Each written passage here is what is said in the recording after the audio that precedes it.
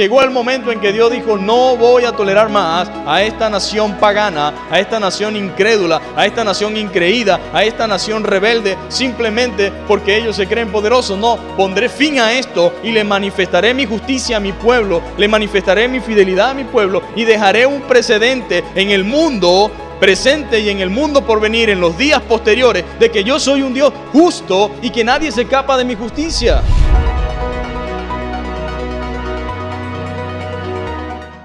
Muy buenos días, mis amados hermanos, que el Señor les bendiga. Damos gracias a Dios nuevamente por esta oportunidad de venir a su casa, de poder compartir su palabra. Que siempre es una bendición y un provecho espiritual el poder compartir la palabra de Dios. Y hoy vamos a hablar acerca de un tema bien interesante. Acuérdense que estamos en los profetas menores, estamos estudiando acerca de los profetas menores y hoy corresponde el profeta Nahum. El profeta Nahum. Y el tema de la mañana de hoy es: Dios no puede ser burlado. Dios no puede ser burlado. Abra su Biblia, vamos a abrir nuestras Biblias en el capítulo 1 de Nahum.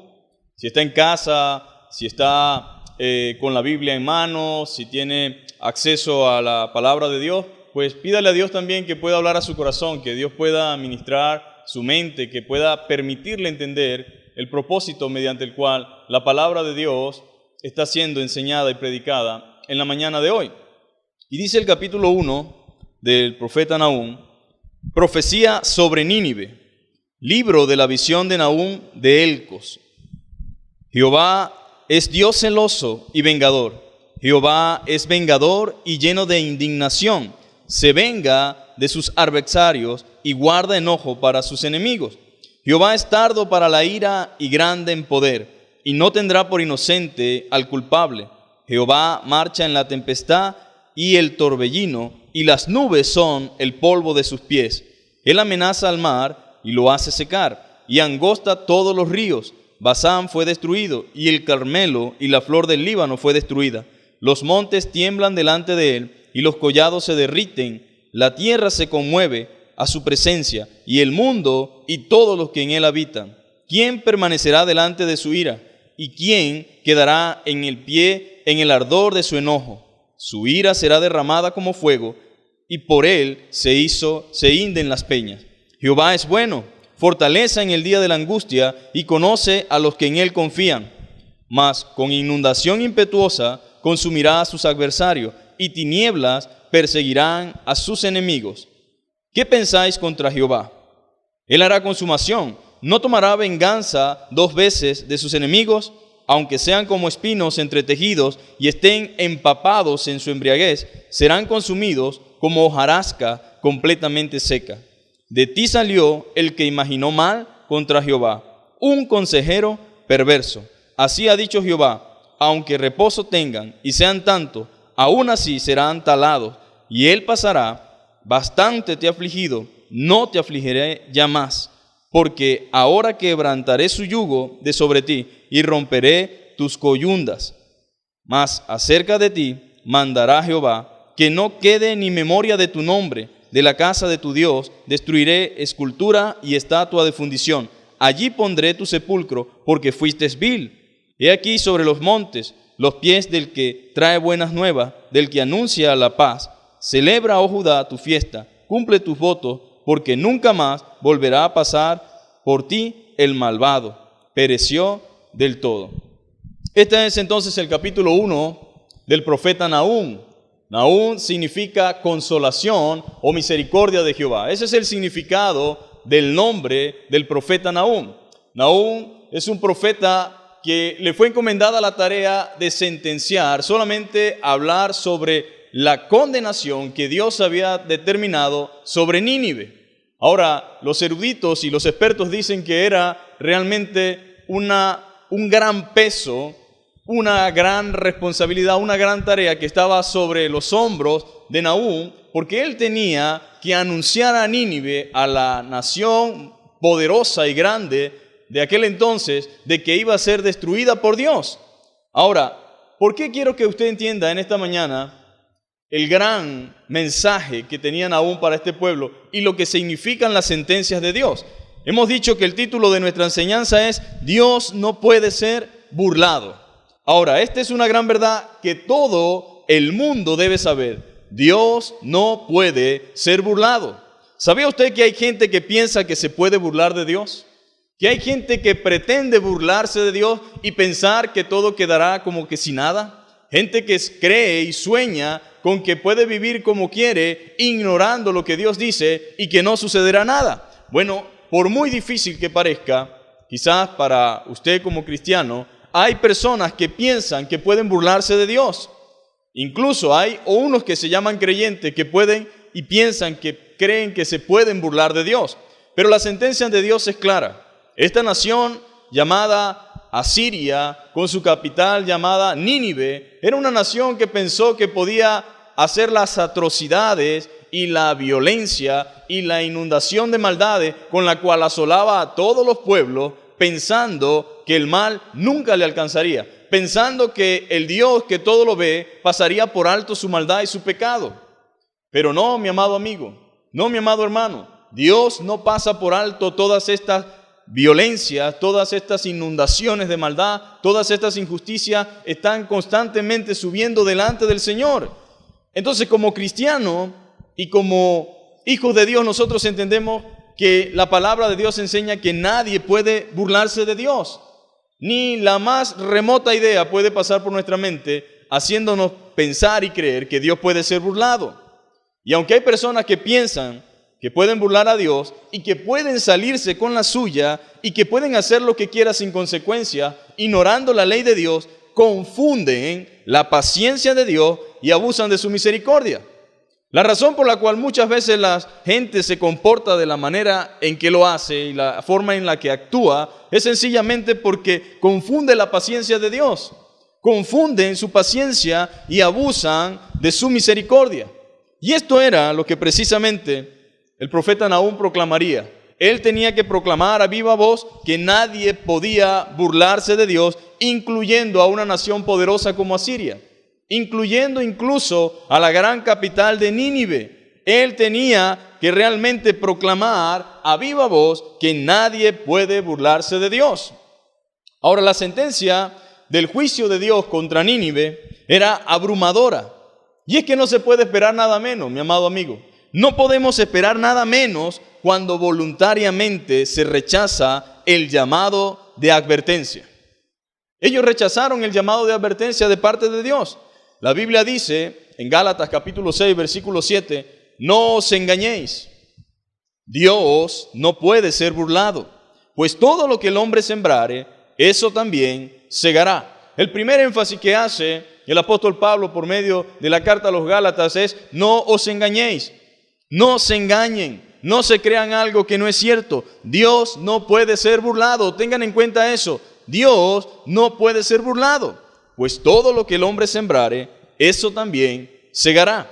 Otra versión lo dice así, no se dejen engañar, no se dejen engañar. Dice claramente, nadie puede burlarse de la justicia de Dios. ¿Quién puede burlar la justicia de Dios? Nadie. Siempre se cosecha lo que se siembra. Lo que se siembra será lo que recojamos. Puede hablar con cualquier agricultor y nunca encontrará tal cosa como que sembró frijoles y recogió patilla. Tampoco encontrará tal cosa como que sembró melones y recogió limones. La ley de la siembra y la cosecha es que lo que se siembra, eso se recoge. Y es lo que Dios está tratando de decirnos en esta mañana. Lo que Dios está tratando de decirte. Lo que el profeta Nahum, por encomienda del Señor, trató de decirle a Nínive. Todo lo que se siembra, se cosechará. Todo lo que han sembrado durante estos años, todas las cosas que han hecho, todas sus maldades, todas sus perversiones, pronto vendrá el fruto de lo que han sembrado. Pero ¿cuántas veces no sucede que queremos que salgan cosas buenas de todas las maldades que hemos sembrado y de todas las cosas que hemos hecho? Pues bueno, la Biblia dice que no nos engañemos. Nadie puede burlarse de Dios. Lo que se siembra, se cosecha. Y un versículo más dice, el que siembra en los malos deseos, de sus malos deseos, recogerá una cosecha de muerte.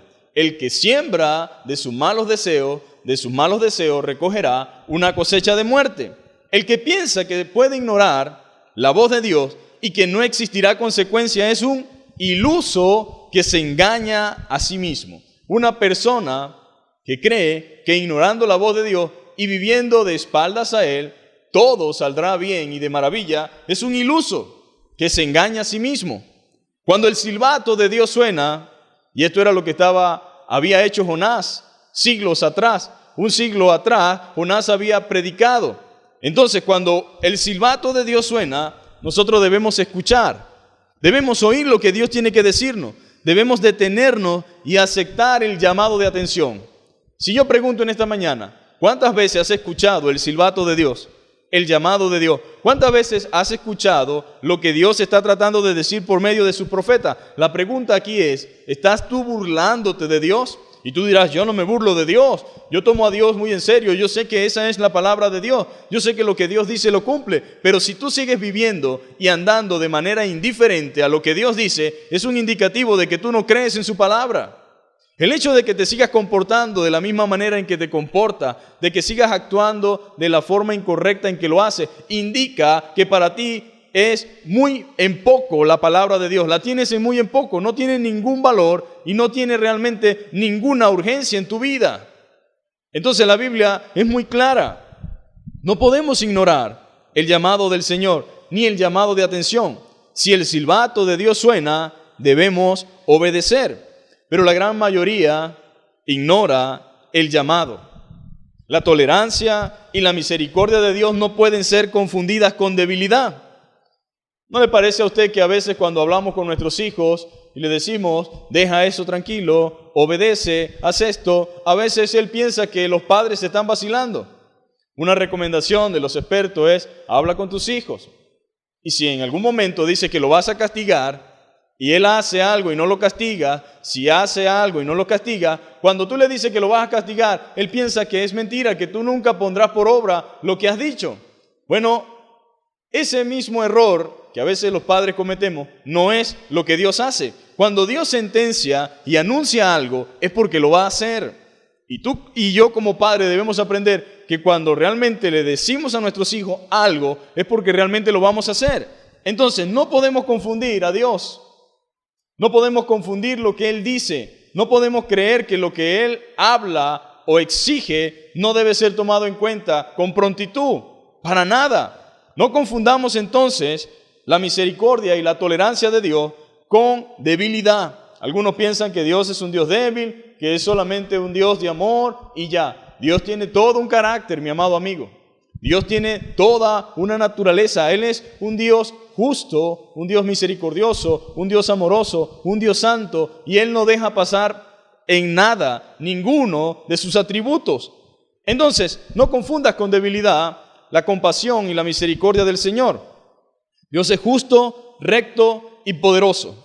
En Romanos capítulo 2 dice lo siguiente, en el versículo 4 en adelante. Esto está en la versión traducción viviente. Dice, en este capítulo específicamente habla de la culpabilidad del hombre, porque nosotros somos expertos en justificarnos. Cuando Dios hace algo, nosotros decimos, ¿por qué Dios hizo eso? Cuando Dios actúa, decimos, yo no puedo creer en un Dios malvado. Si Dios existe, ¿por qué pasa eso? Si Dios realmente es un Dios de amor, ¿por qué permitió esto y por qué permitió aquello? Y salimos nosotros con toda una cantidad de alegatos tratando de refutar lo que Dios hace. Pero en nuestra ignorancia y en nuestra humanidad pensamos que Dios no sabe lo que hace. Creemos que Dios está siendo injusto, pero resulta que en la Biblia dice que Dios es un Dios justo. La Biblia dice que justos y verdaderos son sus caminos. Dice que en Él no hay injusticia. Y en Romanos capítulo 2, que habla acerca de la culpabilidad del hombre, a partir del versículo 4 en adelante, nos habla de cómo en vez de arrepentirse, en vez de reconocer su falta, en vez de reconocer su error, ignora la bondad de Dios. El versículo 4 inicia, ¿no te das cuenta de lo bondadoso, tolerante y paciente que es Dios contigo? ¿Acaso eso no significa nada para ti? ¿No ves que la bondad de Dios es para guiarte a que te arrepientas? Hay gente que no se da cuenta que Dios en su misericordia está brindándole oportunidad para el arrepentimiento. Hay gente que no se da cuenta que Dios en su misericordia está siendo paciente para que tú entres en razón, para que tú te des cuenta de las andanzas y a dónde te están llevando, y Él espera de ti un arrepentimiento. Pero a veces somos, como dice la Escritura, no nos damos cuenta de lo bondadoso y tolerante y paciente que es Dios con nosotros. ¿Acaso cómo es Dios contigo? ¿No te das cuenta de todo lo que Dios ha hecho por ti? ¿Acaso no significa nada para ti? Cuando tú ves la misericordia de Dios, a pesar de que no la mereces, a pesar de que no eres digno de su amor, y aún así tú ignoras su palabra, ignoras su voz, entonces eso significa que tú estás despreciando la palabra del Señor. ¿No ves que la bondad de Dios, dice la Escritura, es para guiarte a que te arrepientas y abandones tu pecado? Ese es Dios hablándonos por medio de su palabra. Ese es Dios diciéndome a mí, diciéndote a ti, no ignores mi tolerancia, no ignores mi misericordia, no ignores mi bondad y mi compasión, no la ignores. Pero esta es la razón por la cual el juicio viene. Esta es la razón por la cual la condenación nos alcanza, y fue la razón por la cual la condenación alcanzó a Nínive. Y dice la palabra de Dios, pero eres terco y te niegas a arrepentirte y abandonar tu pecado. En vez de aprovechar la bondad y la misericordia de Dios, te vuelves terco.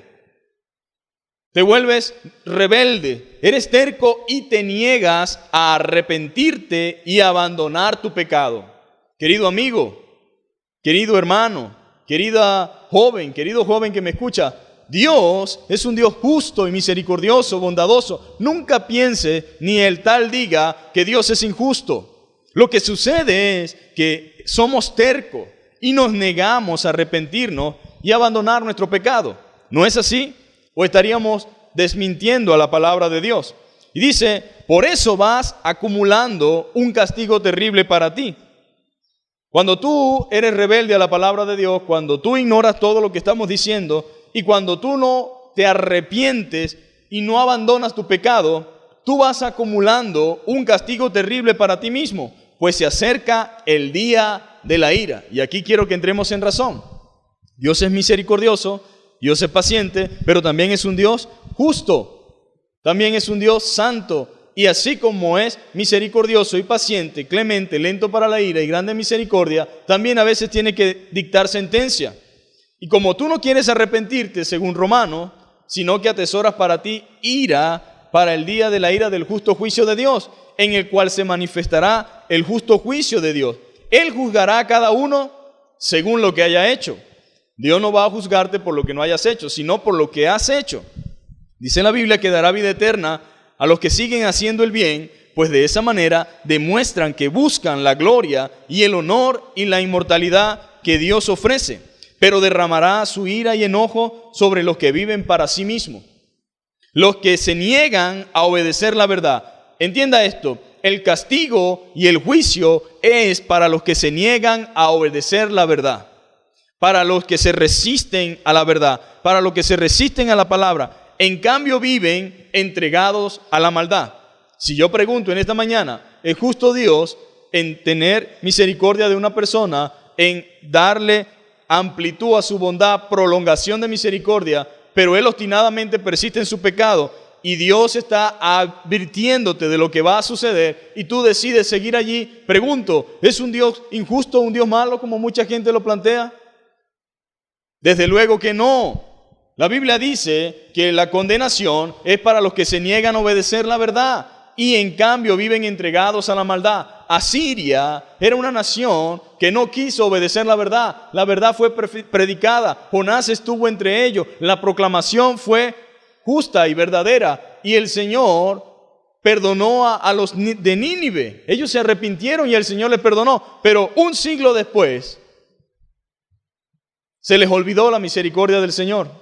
Se les olvidó el perdón que Dios había dado y ahora estaban nuevamente negándose a obedecer la verdad y en cambio vivían entregados a la maldad. Habrá aflicción y angustia, dice la Biblia, para todos los que siguen haciendo lo malo, para los judíos primeramente y también para los gentiles. Pero habrá gloria, honra y paz de parte de Dios para todos los que hacen lo bueno, para los judíos primero y también para los gentiles, pues Dios no muestra favoritismo. En pocas palabras, Dios no tiene favorito y tampoco Dios complace a uno y a otros no. Él es justo con todo. Ahora, Dios no desea la desgracia ni la ruina de nadie. Recuerde que estamos en Nahum. Este profeta vino con una sola misión: dictar la sentencia del Señor para la nación de Asiria. decirle la forma en que iba a ser destruida, decirle la manera en que Dios iba a juzgarles. Ahora, qué tremendo, ¿verdad? Tener que afrontar esta realidad y tener que decirle a una nación completa cómo Dios le iba a destruir. Y usted dirá, pero ¿dónde está la misericordia de Dios? La misericordia de Dios había sido abandonada por ellos. Ellos habían rechazado abiertamente los ruegos y los llamados del Señor. Ahora, no es que Dios desea la desgracia ni la ruina. Dios no desea eso para nadie. No se complace en castigar. Si usted como padre le duele castigar a sus hijos, ¿cuánto más pensará usted que le dolerá al Señor castigar a sus hijos? Él no se complace en castigar, pero luego de haber hecho todo lo posible en favor de los pecadores, y estos aún así persisten en lo mismo, su propia santidad demanda justicia. Ya no puedo hacer más nada por ustedes. Ya no puedo hacer más nada por ti. He hecho todo lo posible a tu favor, pero te has negado a aceptar la oferta de salvación. Su propia santidad, la de Dios, demanda justicia. ¿Qué esperaría usted cuando sus derechos han sido violados? ¿Qué espera usted cuando sus derechos han sido violentados? Desde luego que usted espera justicia. Todo el mundo, en todas partes, clama por justicia. Y no podemos esperar menos de Dios. Ahora, Nahum tenía la tarea de anunciar a Nínive cómo sería su destrucción, las razones de su destrucción, el pecado por el cual Dios le castigaba. Y yo sé que a veces nosotros tendemos a ser extremadamente buenos y ahí también pecamos. A veces queremos ser más buenos que Dios. Pero Nahum tenía que ser firme. Yo quería decirle otra cosa quizás a los de Nínive, pero el mensaje de Dios era claro y era directo. El llamado para Nahum fue: ve y di a Nínive que será destruida. Nínive sufrirá las consecuencias por su pecado. Yo me imagino al profeta Nahum como un médico que tiene que decir la verdad independientemente de lo que eso significa o de lo fuerte que pueda ser. Él tiene que decir la verdad. Hay más posibilidad cuando se dice la verdad a cuando se oculta la verdad. El profeta que realmente espera el bien del pueblo debe anunciar la verdad. Ahora, debe entenderse también que Dios es justo en todas las cosas. Dios es justo en todas las cosas. Dios no hace nada sin antes haber provisto la oportunidad de redención, la oportunidad de ponernos a cuenta con Él, el de volvernos de nuestros malos caminos y el de humillarnos delante de Él. Pero en vez de eso, mis amados hermanos, la gente de Nínive rechazó la oferta de Dios, ignoraron su paciencia. Ellos estaban a punto de recibir las consecuencias de su propio pecado porque Nínive no era inocente. Nínive no era inocente. ¿Sabía usted quién era Nínive? ¿Sabía usted cómo se comportaba Nínive? Nínive era una nación violadora de todo tipo de derechos humanos, si lo quisiéramos llamar de esa forma. Era una nación violadora de todo tipo de derechos humanos. Violenta, opresora, idólatra, hechicera, sanguinaria, traicionera, saqueadora, inmisericordia. No tenían piedad de nadie. Eran despiadados en el trato con sus vecinos. Ponían cargas excesivas sobre ellos. Le quitaban la piel a sus enemigos. Luego de una batalla, agarraban a sus enemigos y lo pelaban como si estuviesen pelando la piel de una gallina. Eran despiadados. A sus enemigos los cortaban en pedazos, le cortaban la cabeza a los del ejército enemigo y las apilaban para intimidar a las demás naciones. Muy pocas naciones en el mundo practicaron esto. Y las crónicas que existen de la historia sobre una nación malévola es precisamente sobre Asiria. Cortaba la cabeza de sus enemigos y hacía, imagínense un volteo o un camión de arena que haya depositado allí todo, haya volcado el camión de arena, así depositaban ellas las cabezas. Hacían torres y las apilaban como muros para que el resto de las naciones o los que circularan por la zona pudieran ver lo que habían hecho. Y así generaban el pánico, generaban el terror. Eran prácticas inhumanas. Eran prácticas en contra de la propia razón y de la misma conciencia. Ellos hacían esto, clavaban en estacas a sus enemigos. ¿Para qué? Para generar terror. Los reyes de Nínive se jactaban de sus maldades. No eran inocentes. Cuando Dios trae castigo, mis amados hermanos, para una nación, o un individuo es porque ya se ha cansado de extenderle su misericordia. No es que Dios esté realmente haciendo esto porque es malo, no. Simplemente Él ya está cansado de extender su misericordia, ya está cansado de extender su mano de misericordia sobre dicha nación. Ahora, en primer lugar, el castigo viene como resultado de rechazar la misericordia. El castigo viene como resultado de rechazar la misericordia. Ahora, Dios, sabiendo lo malo que era Nínive y sin ella merecer el favor de Dios, aún así envió a Jonás. ¿Por qué ustedes creen que Jonás estaba molesto? ¿Por qué ustedes creen que él no quería ir a Nínive? ¿Por qué él sentía incomodidad cuando Dios lo envió allá? Claro, eso no justificaba las razones de Jonás, pero quiero que usted entienda, Nínive ya era famosa por su maldad. Era una nación opresora, especialmente de Judá y de Israel. Él lo sabía, él lo comprendía. Él había escuchado, tal vez había experimentado lo que significaba estar bajo el yugo asirio. Ahora, Dios, sabiendo aún así lo malo que era Nínive y sin ella merecer el favor de Dios, aún así envió a Jonás con un mensaje de juicio y Nínive se arrepintió. Mire, esto me hace recordar las palabras también del apóstol Pablo. Mas Dios muestra su amor para con nosotros en que siendo aún pecadores Cristo murió por nosotros. Y dice la palabra de Dios que de tal manera amó Dios al mundo que envía a su Hijo unigénito para que todo aquel que en Él crea no se pierda, mas tenga vida eterna. Y no es que nosotros merezcamos eso. No es que Él estuviese obligado a hacer eso. Es su compasión y su misericordia. Pero aún así dice la Biblia, pero los hombres amaron más las tinieblas que la luz porque sus obras eran malas. Sus obras eran malas. Por lo tanto, uno puede ver la misericordia de Dios al Dios enviar a Jonás a Nínive. Y Nínive, dice la Biblia, que se arrepintió y Dios perdonó a la nación.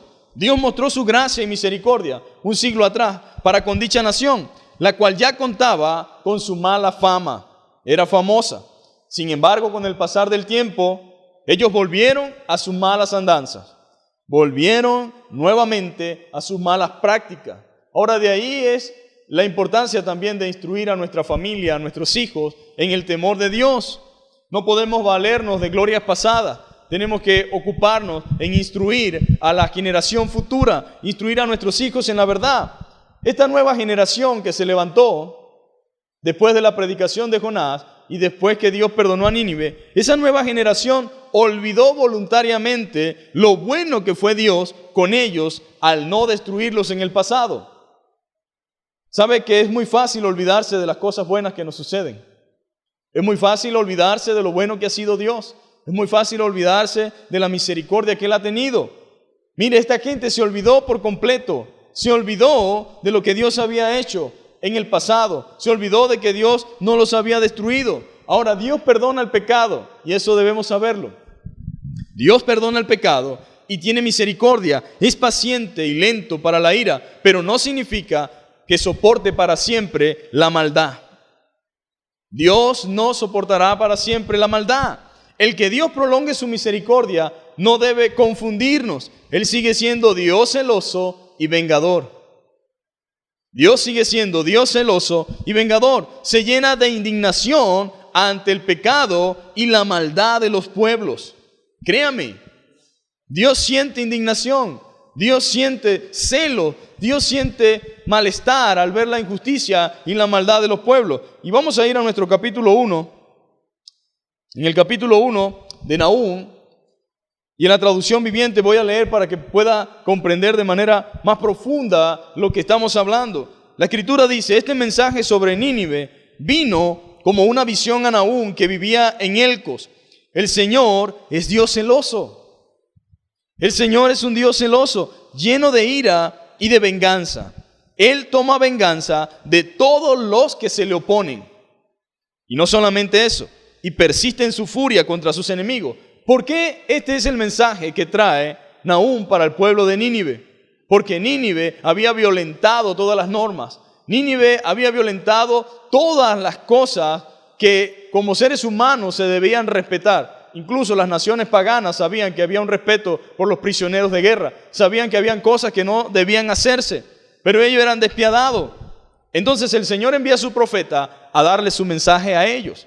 ¿Sabía usted que años anteriores, Sanaquerín, rey de Asiria, fue a Judá y le dijo a Judá lo que iba a hacer con ellos? En pocas palabras, Dios estaba revirtiendo la historia. Aquel rey que fue hacia donde el rey Ezequías y le dijo que iba a ser destruido, que iba a dañar todo lo que tenía, que ellos eran poderosos, y blasfemó contra el nombre de Dios. Ahora Dios envía a su profeta y le dice al rey lo siguiente: el Señor es Dios celoso, lleno de ira y venganza.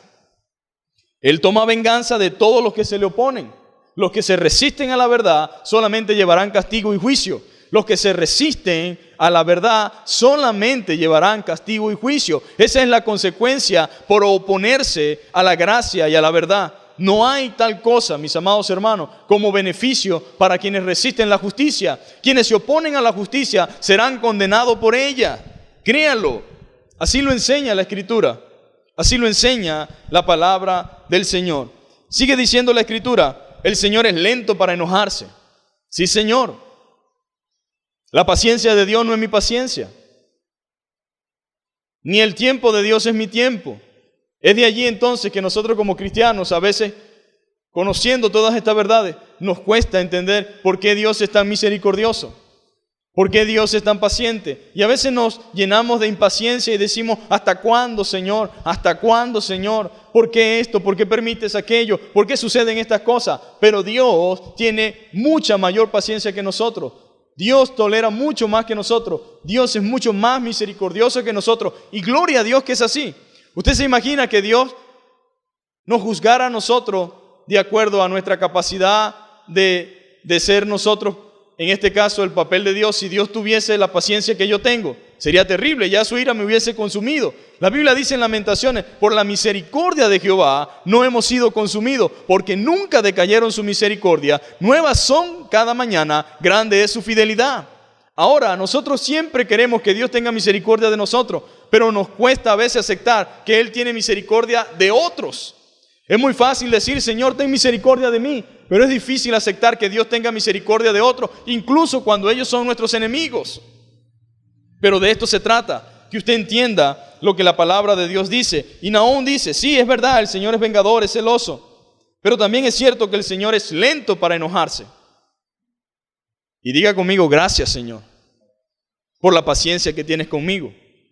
Gracias por la misericordia que has tenido con mi familia, con mis hijos. Gracias porque tú no eres como yo, que se llena de impaciencia y automáticamente quiere que las cosas se resuelvan, sino que tú eres paciente. Y dice la Biblia: pero su poder es grande. Él es lento para enojarse, pero su poder también es grande. Y nunca deja sin castigo al culpable. En pocas palabras, nunca nadie se sale con la suya. Nunca nadie se sale con la suya. No, Él no deja sin castigo al culpable. Da muestra de su poder en el torbellino y la tormenta. Las nubes ondulantes son el polvo bajo sus pies. Él da órdenes a los océanos y se secan, y los ríos desaparecen. Los buenos pastizales de Basán y el Carmelo pierden su verdor, y los frondosos bosques del Líbano se marchitan. Ante la presencia de Dios, las montañas se estremecen y las colinas se derriten. La tierra tiembla y sus habitantes son destruidos. En pocas palabras, la naturaleza se somete a Dios. La naturaleza teme al Señor. En pocas palabras, Él tiene todo poder y dominio.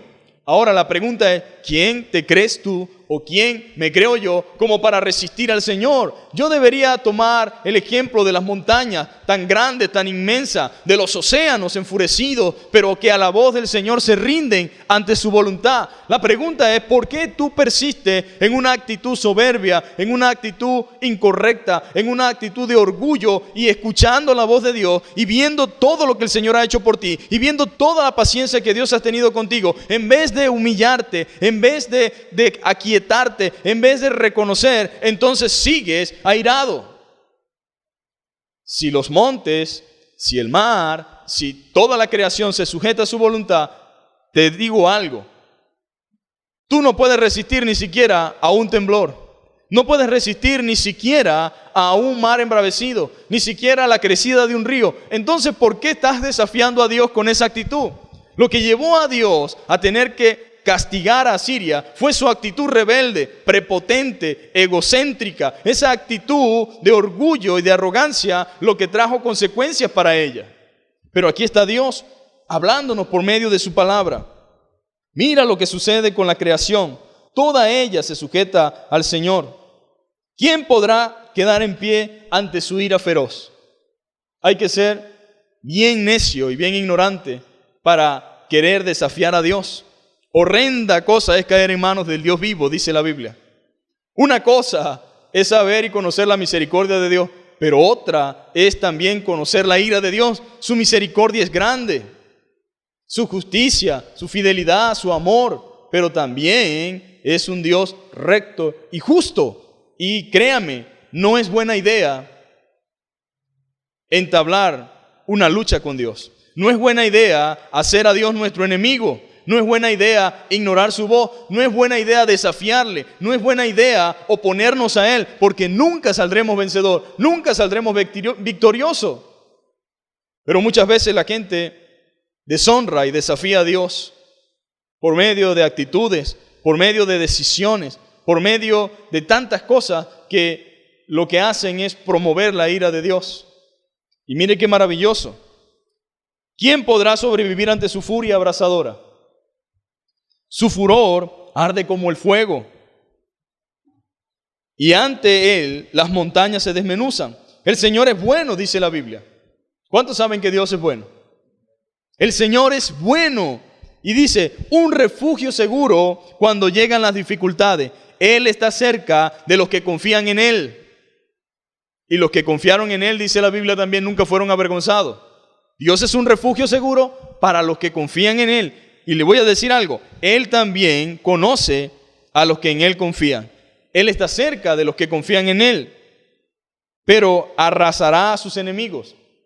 Bueno, yo no sé de qué parte quieres estar tú, pero no es muy inteligente intentar ser enemigo de Dios. No es muy inteligente tratar de estar de espaldas a Él o ignorar su palabra e ignorar su voz. Dice que arrasará a sus enemigos con una inundación arrolladora. Él perseguirá a sus enemigos en la oscuridad de la noche. ¿Por qué traman contra el Señor?, pregunta él. ¿Ustedes creen que sus planes pueden frustrar los míos? ¿Ustedes creen que ustedes pueden detener mi mano? ¿Ustedes creen que pueden oponerse a mí? ¿Por qué traman, oigan bien, contra el Señor? Él lo destruirá de un golpe. No necesitará golpear 2 veces. Solamente con el poder de su palabra. Y estarás acabado. Sus enemigos, enredados como espinos y tambaleantes como borrachos, serán quemados como hierba seca en el campo. Ahora, Dios venga y se venga de sus adversarios. Cuando hablamos del celo que se menciona aquí, equivale al deseo de que se haga justicia.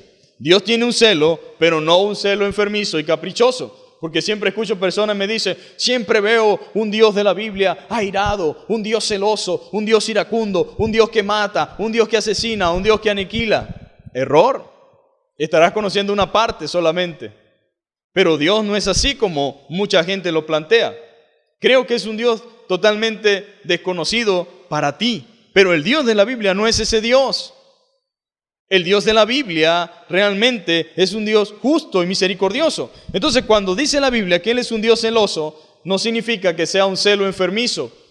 No significa que sea un celo caprichoso, un celo egoísta, como lo puede ser un celópata pecador. Una persona con celo y capricho es capaz de hacer cualquier cosa. Pero Dios no tiene ese tipo de celo, sino un celo santo. El celo del Señor es un celo santo, como el de nuestro Señor Jesucristo cuando entró al templo y vio a los mercaderes y los cambistas. Fue un celo por su pueblo, fue un celo por la verdad, fue una indignación santa al ver las injusticias. En pocas palabras, el celo de Dios que dice Nahum, el que profetiza Nahum, es el celo que él siente ante la injusticia, ante la maldad, ante la crueldad de aquellos que no tenían derecho de hacer lo que hacían. Porque nosotros no tenemos derecho de tratar y dañar, de abusar de ningún otro ser humano, ni de ningún otro semejante. Pero hay quienes se atribuyen ciertas cosas que no les corresponden.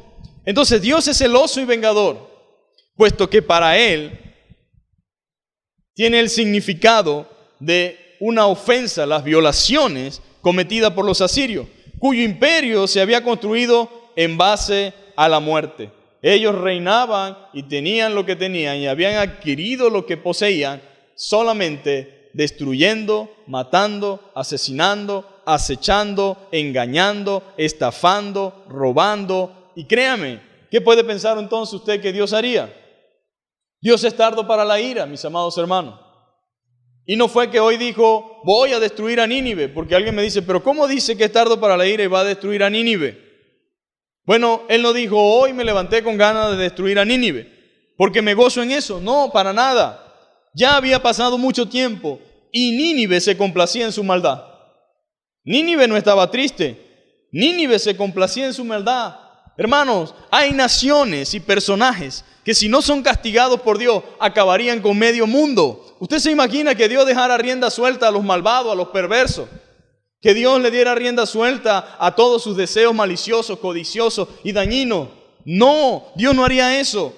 Dios no lo va a permitir. Entonces, a ciertos individuos y a ciertas naciones, como el rey de Asiria y como la nación de Asiria, Dios tiene realmente que intervenir. Dios tiene que intervenir, tiene que castigarlo, porque si no, van a acabar con medio mundo. Y gracias a Dios por su intervención. ¿Cuántos dan gracias a Dios por la intervención de Él en el mundo? Él es el soberano. Él es quien controla todas las cosas. Él es el que interviene en la humanidad. Y Él se irá interviniendo hasta que venga por su iglesia. Dios tiene el control, amén. Él es el verdadero soberano. Ahora, gracias al Señor por su intervención en la humanidad, que es clave y propicia y llega cuando humanamente ya no hay nada que hacer. Jehová es bueno, dice la Biblia, fortaleza en el día de la angustia. Él es bueno y fortaleza en el día de la angustia y conoce a los que en Él confía. Ahora, uno puede ver en estos versos los atributos de Dios. Podemos ver cómo Dios se muestra por medio de sus atributos. Él es celoso, vengador, misericordioso, bueno, omnisciente, siempre actuando dentro de su santidad, la cual demanda justicia y acción. Ahora, esta nación de Asiria se volvió arrogante y altanera. La nación de Asiria se volvió arrogante y altanera. Al parecer, todos necesitamos un toque del Señor para despertar de la ilusión de creer que podemos atentar contra Dios, ya sea de palabras o de hechos. Siempre Dios tiene que hacer algo. La Biblia declara que Nínive era vil. Era una nación vil. Y eso significa y se refiere a aquello que es indigno, deshonroso, malvado, maléfico. Se refiere a lo que es vil, tal como lo que es abominable, blasfemia, malo. Y en algunos casos también se refiere a aquello que es impuro. Eso era la nación de Asiria para Dios. Una nación vil, ruin. Una nación malvada, maliciosa, dañina. Y créame, Dios no iba a pasar por alto todos sus pecados. Especialmente entre ellos estaba el pecado de la arrogancia, la vanidad, lo malvado que eran, pero también el pecado de meterse con el pueblo de Dios. Ahora, qué ignorancia tan grande para cualquier dirigente o gobernante o para cualquier persona sobre este mundo que se le ocurra atentar contra el pueblo del Señor, que se le ocurra atentar contra lo que Dios ama, que se le ocurra atentar con aquello que realmente Él ama y tiene en estima. Al parecer a Siria no le interesaba eso. Como segundo punto, nosotros vamos a ver, mis amados hermanos, que la nación que blasfema contra Dios pronto será arruinada. La nación que blasfema contra Dios pronto será arruinada. La destrucción del imperio de Nínive resultó de la suma de todos sus pecados contra Dios. Ellos hicieron lo que quisieron, anduvieron como quisieron, pero el día que sus pecados colmaron el vaso, provocó la ira de Dios. Era la suma de todos sus pecados contra Dios.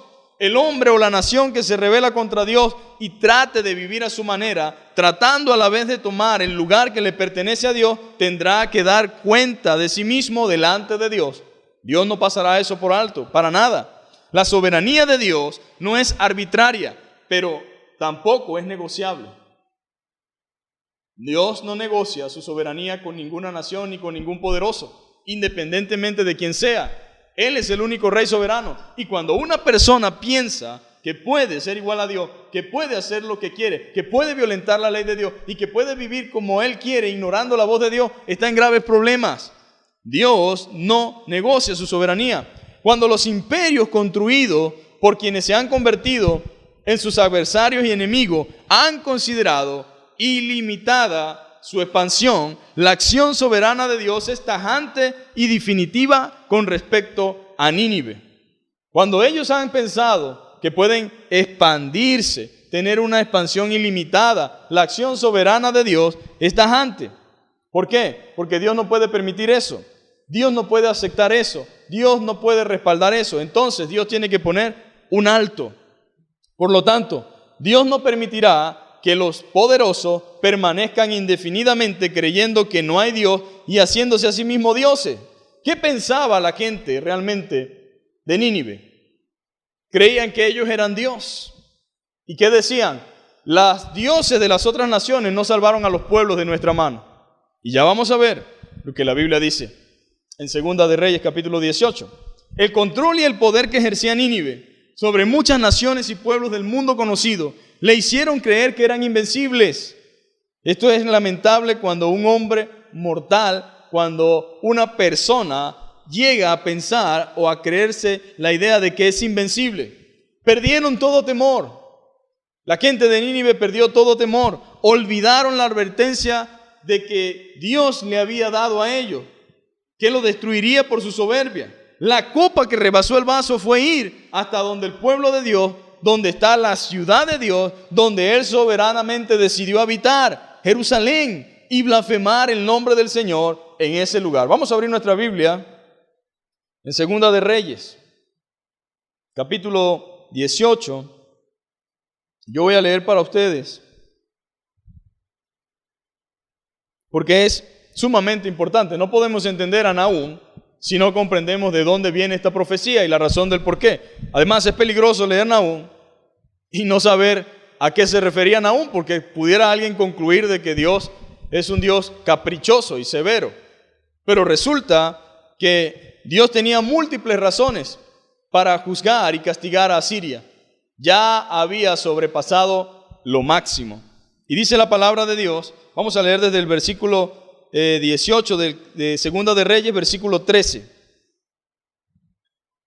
Y dice: en el año 14 del reinado de Ezequías, Senaquerín, rey de Asiria, atacó las ciudades fortificadas de Judá y la conquistó. Entonces el rey Ezequías envió el siguiente mensaje al rey de Asiria, que estaba en Laqui. Yo he actuado mal, dice. Si tú te retiras, te pagaré cualquier tributo que exijas. Así que el rey de Asiria exigió un pago de más de 10,000 kilos de plata y 1,000 kilos de oro. Yo estoy leyendo en esta versión porque a veces cuando usted no entiende la magnitud de lo que significa ser oprimido y estar bajo opresión, entonces no puede entender lo que se estaba jugando, lo que se estaba librando aquí. Estamos hablando que un rey perverso de otra nación viene a mi nación, o pongámoslo así, viene a tu casa y te exige que le pagues, como que si tú estás alquilado en su tierra. Es tu tierra, es tu nación. Pero él dice: dame nada más y nada menos que quiero como un tributo. ¿Por qué he de pagar yo tributo a nación extranjera? Podían decir los judíos. Pero aunque no querían pagarlo, estaban obligados a pagarlo. Y mire lo que dijo el rey: te pagaré cualquier tributo, le dijo el rey. ¿Qué voy a hacer? Así que el rey de Asiria exigió un pago de más de 10,000 kilos de plata. Hermanos, 10,000 kilos de plata es una suma bastante considerable, una suma bastante injusta, arbitraria, abusiva. Y luego dice 1,000 kilos de oro, una tonelada. Eso es lo que quiero. Acomódenme todo eso y de aquí yo salgo con todas estas cosas que ustedes me van a dar. Para reunir esa cantidad, mire cómo es vivir oprimido. Y dice que para reunir esta cantidad, el rey Ezequías usó toda la plata que estaba guardada en el templo del Señor. ¿Sabe qué significa esto?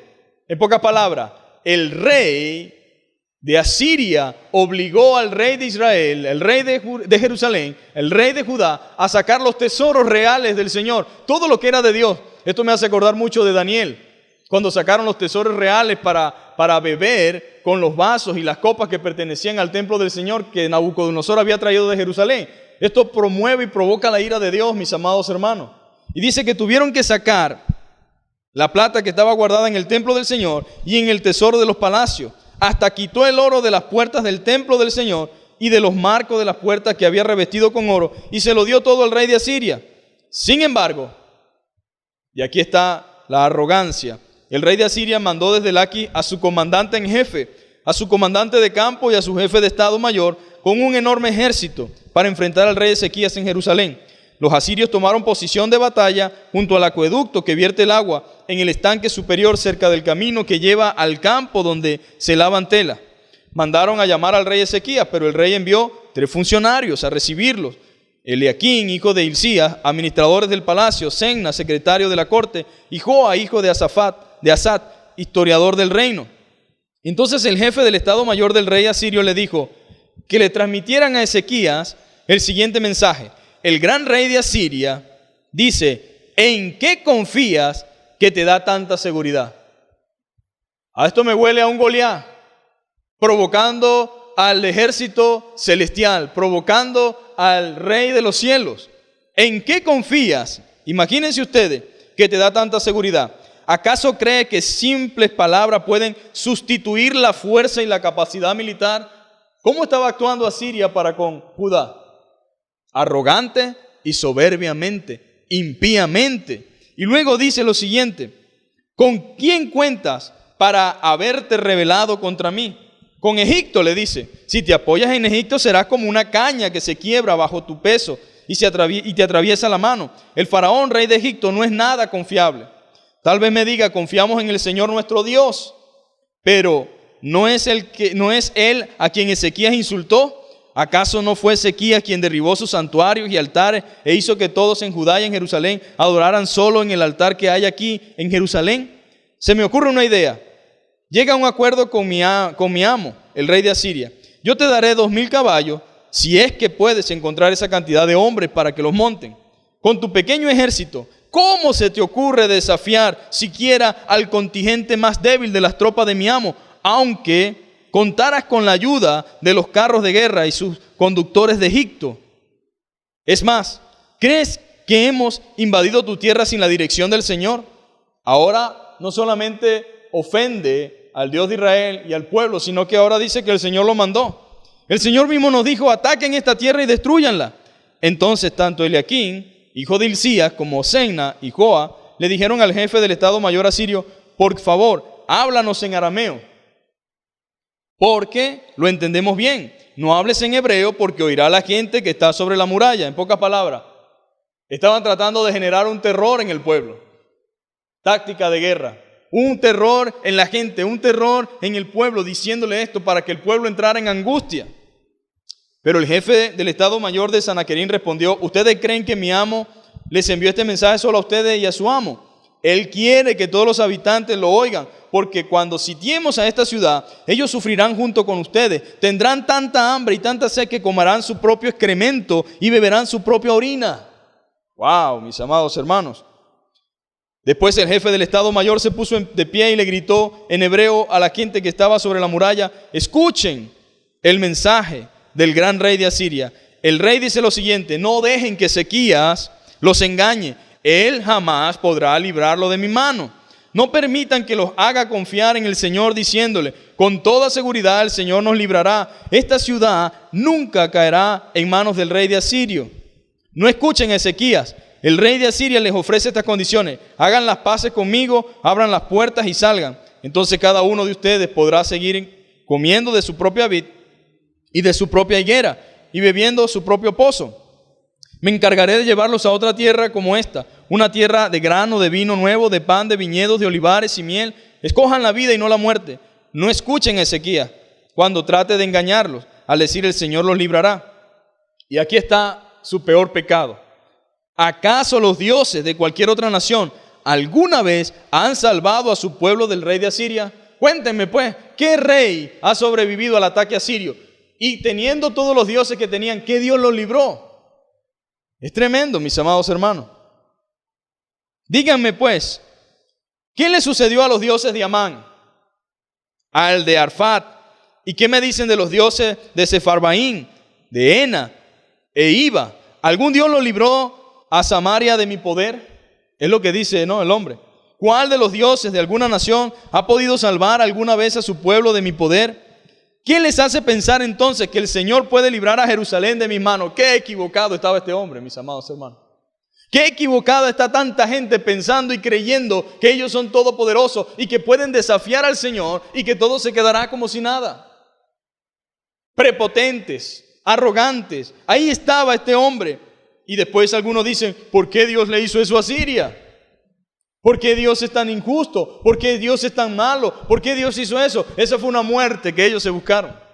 Ese fue un castigo que ellos se buscaron. Dios no estaba interesado en hacerle eso, pero su forma, su actitud, su altanería, su arrogancia, su soberbia y el maltrato que le estaban dando al propio pueblo del Señor de manera injusta, llegó el momento en que Dios dijo, no voy a tolerar más a esta nación pagana, a esta nación incrédula, a esta nación increída, a esta nación rebelde, simplemente porque ellos se creen poderosos. No, pondré fin a esto y le manifestaré mi justicia a mi pueblo, le manifestaré mi fidelidad a mi pueblo y dejaré un precedente en el mundo presente y en el mundo por venir, en los días posteriores, de que yo soy un Dios justo y que nadie se escapa de mi justicia.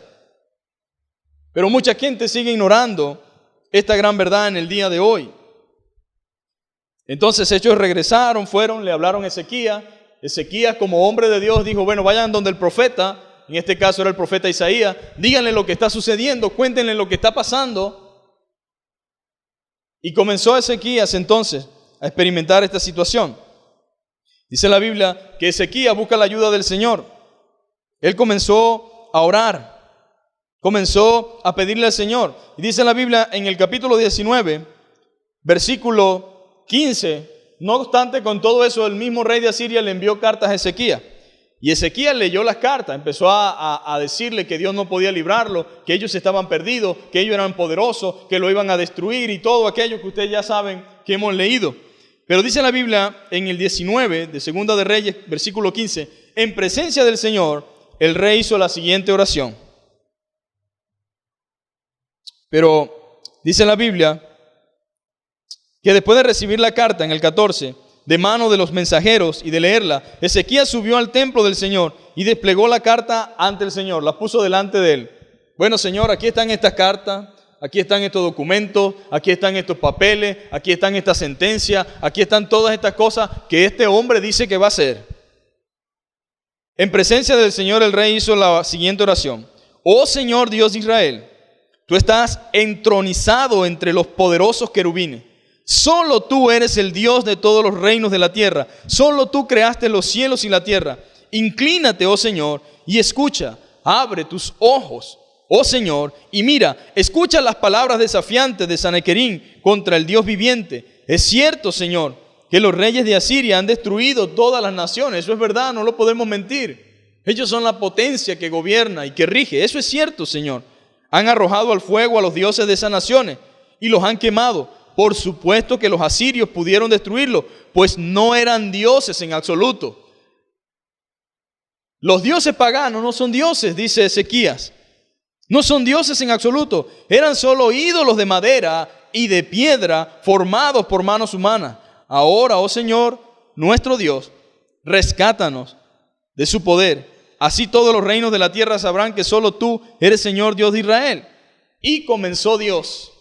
Dice que escuchó la oración de Ezequías. El profeta envió a decir a Ezequías lo que Dios había dicho que iba a hacer con este rey malvado. ¿Cómo terminó? Muerto. ¿Cómo terminó el ejército fuerte y poderoso que estaba allí alrededor de Jerusalén? Terminó con una muerte de más de 180,000 soldados muertos. Solamente Dios envió su ángel, dice la palabra de Dios. La pregunta que quiero hacerte en esta mañana es, ¿cómo te atreves tú a estar en enemistad contra Dios? A desafiar a Dios y a pensar que Dios tendrá por inocente a aquel que abusa y aquel que se olvida de que Él es un Dios justo, verdadero y santo. No podemos desafiar a Dios, mis queridos hermanos. No es sabio, no es prudente. Querido amigo que me escuchas, no importa lo que Dios te haya permitido tener, alcanzar, tú no puedes desafiar al Señor. Tú no puedes estar en contra de su voluntad. Tú no puedes ir en contra de su justicia ni en contra de sus mandamientos. No puedes. Entonces uno puede ver aquí cómo Dios hizo justicia a la nación de Israel. Pero en el capítulo 2 comienza a describir la sentencia. ¿Cuál es la sentencia que venía para el pueblo de Siria, de Asiria, el pueblo de Nínive, la nación de Nínive, la gran ciudad? Venía una sentencia terrible. Dios iba a usar a los babilonios y a los medos para destruir a Asiria. Y lo iba a destruir de una manera sorprendente. Mira, Dios pone ejemplos tan claros. Dios le dice que al fin sus maldades iban a ser descubiertas. Y voy a leer algunos textos porque quiero que quedemos totalmente convencidos de lo que estamos hablando en esta mañana. Dice el capítulo 2 de Nahum, dice: Nínive, tu enemigo viene para aplastarte. Eso fue lo que fue Nahum a decirle. Prepárate a las murallas, a la vigilia, a los caminos, prepara tu defensa, reúne tus fuerzas armadas. Aunque el destructor arrasó con Judá, el Señor restaurará su honor. La vid de Israel le arrancaron las ramas, pero Él restaurará su esplendor. Los escudos resplandecientes, y comienzan aún a describirle el ejército medo, babilónico, que venía contra la tierra de Asiria. Un ejército fuerte, un ejército grande, poderoso, que iba a destruir con toda su fuerza a la ciudad de Nínive. Y dice la Biblia claramente, Nínive es como una represa agrietada. Aquellas grandes murallas, aquella grande ciudad pronto quedaría devastada. Sus muros gigantescos, altísimos, quedarían reducidos a la nada. Y dice la Biblia que ellos roban la plata, saquean el oro, los tesoros de Nínive no tienen fin, su riqueza es incalculable. Pronto la ciudad estaría saqueada, vacía y en ruinas. Ahora la pregunta es, y Dios pregunta por medio del profeta Nahum, ¿dónde está ahora la magnífica Nínive? ¿Dónde está Nínive? ¿Dónde está aquella que me desafiaba? ¿Dónde están aquellos que se atrevieron a insultarme en mi propia casa? ¿Dónde están? ¿Dónde está la magnífica Nínive? ¿Dónde está la guarida repleta de cachorros de león? ¿Dónde están? Era un lugar donde la gente, como leones, con sus cachorros, caminaban libremente y sin temor.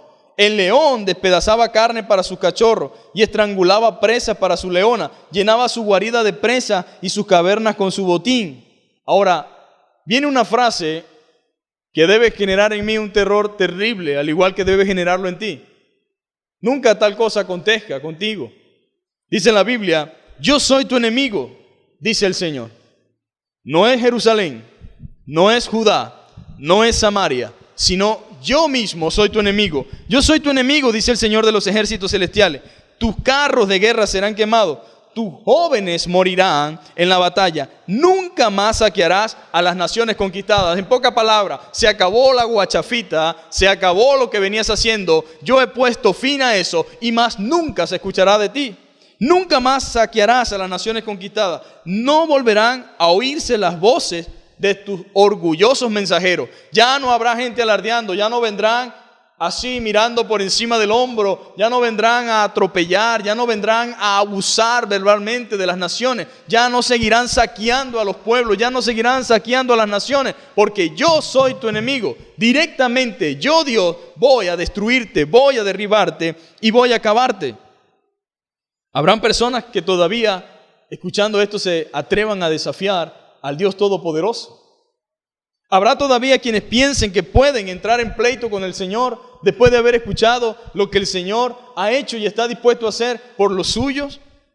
Ahora dice, ¿qué aflicción le espera a Nínive? La ciudad de crímenes y mentiras.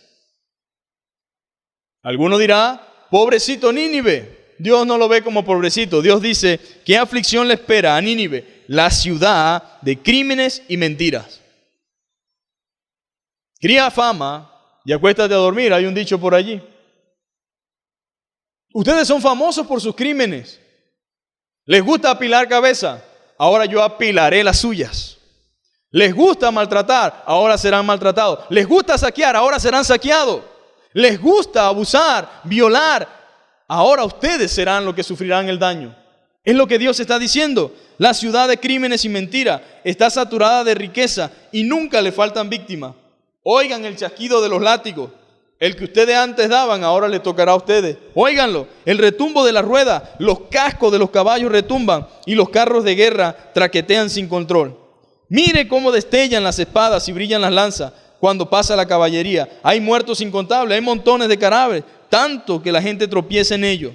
Y todo porque Nínive, la ciudad hermosa e incrédula, la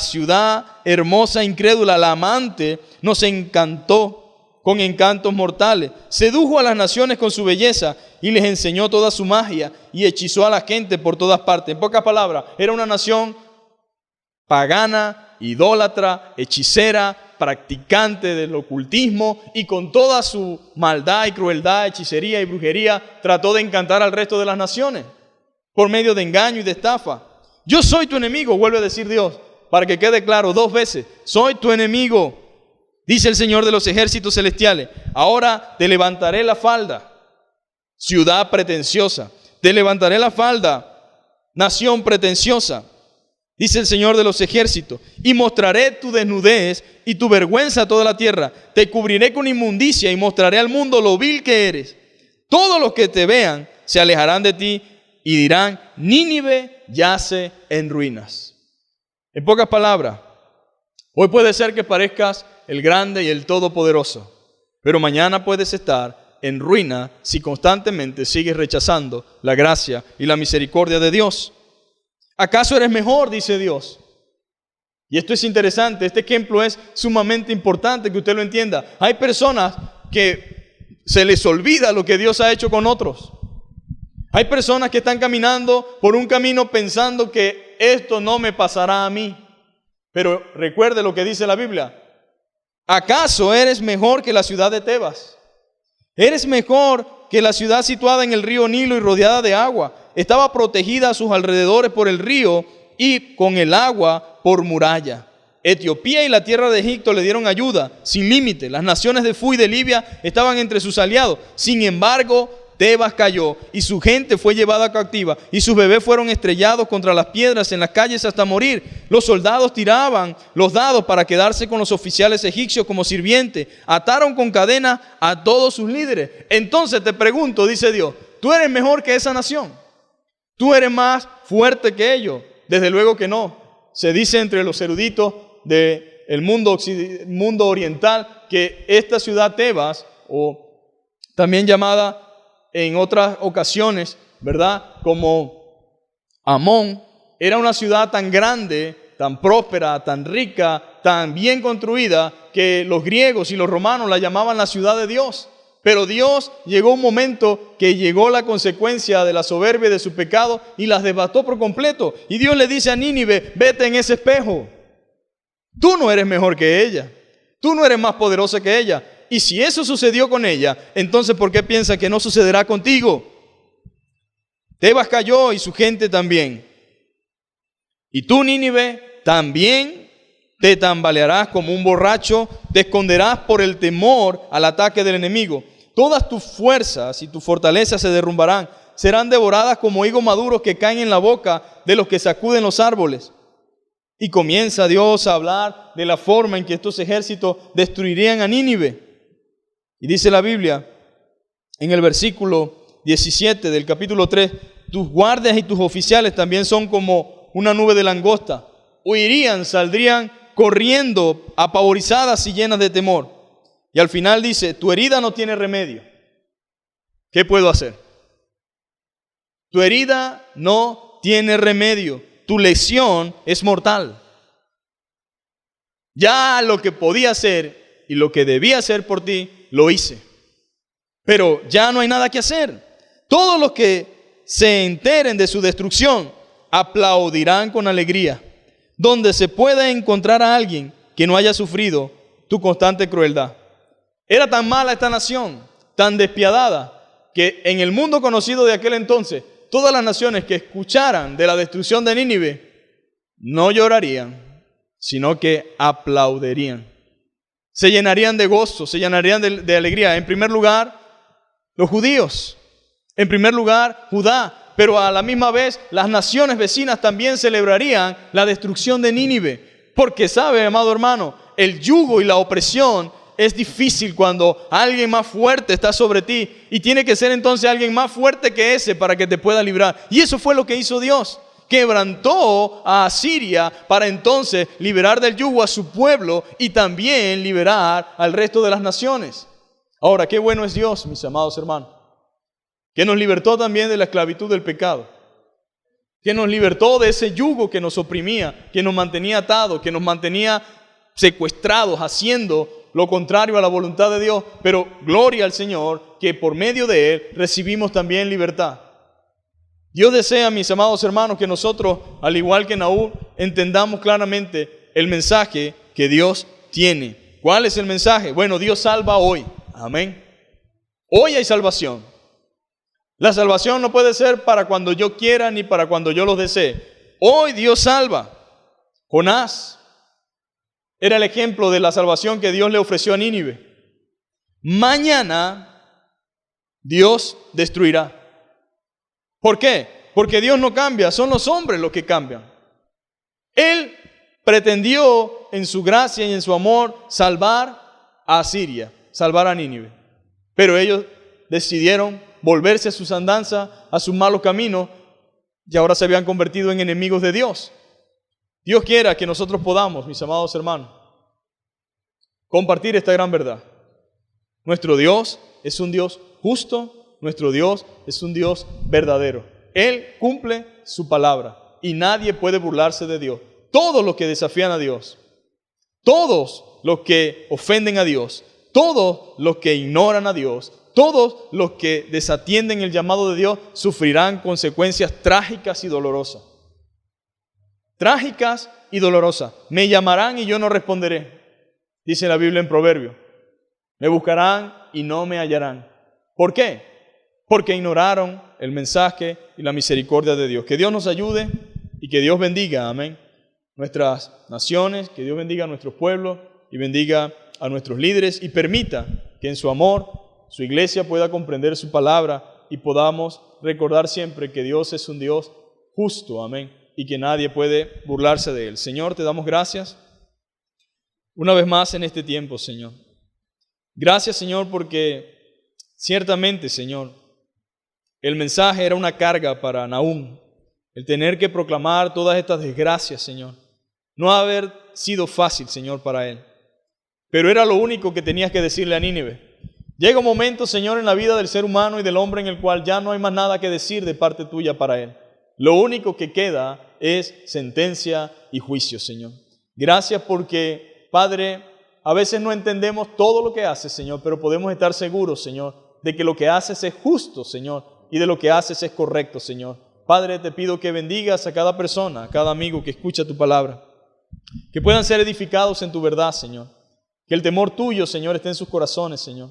Que no jueguen con tu prolongación de misericordia, que no abusen de tu gracia, que no abusen de tu misericordia, sino que entiendan, Padre amado, Señor, de que hoy es el día de salvación, Señor. De que necesitan, Señor, Padre Santo, obedecer tu palabra, Señor. Y que la desobediencia y Padre, desobediencia voluntaria no trae más que otras cosas que desgracia y dolor y perdición, Señor. En Jesucristo, tu Hijo, oramos y te damos gracias. Amén y amén.